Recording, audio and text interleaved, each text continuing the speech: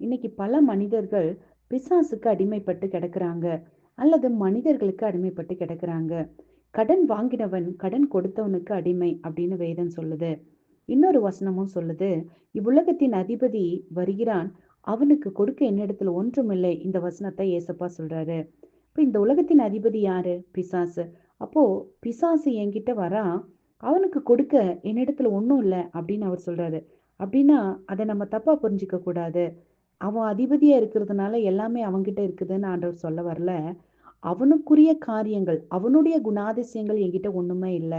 அவன் என்னோட வாழ்க்கையில கடன்காரனா இல்ல அப்படிங்கிறத தான் ஏசப்பா சொல்றாரு. ஆமாங்க. இன்னைக்கு உங்களோட வாழ்க்கைய பிசாசு ஆட்டி படைச்சிட்டு இருக்கானா? உங்களோட வாழ்க்கையில ஒரு கடன்காரனா உங்கள மிரட்டிட்டு இருக்கான்னா, அதுக்கு முக்கியமான காரணம் அவனுடைய குணாதிசயங்கள், அவனோட பொருட்கள், அவனுடைய ஆயுதங்கள், அவனுக்குரிய காரியங்கள் ஏதாவது உங்களோட வாழ்க்கையில இருந்ததுன்னா, நிச்சயமா உங்க வாழ்க்கையில அவன் உங்கள மிரட்டுவான். உங்க வாழ்க்கையோட விளையாடுவான். எப்போ நீங்க மனம் திரும்பி ஏசப்பா கிட்ட உங்கள ஒப்புக் கொடுக்கிறீங்களோ, அந்த நிமிஷத்துல இருந்து நீங்க ஏசப்பாவுக்கு அடிமையா மாறிடுவீங்க. நீங்க கிரயத்துக்கு கொல்லப்பட்டவர்களா மாறிடுவீங்க. குற்றமில்லாத மாசற்ற ஆட்டுக்குட்டியாகிய இயேசு கிறிஸ்துவின் ரத்தத்துக்கு முன்பாக அந்த பிசாசு நின்னுக்கிட்டு உங்கள மிரட்ட முடியாது.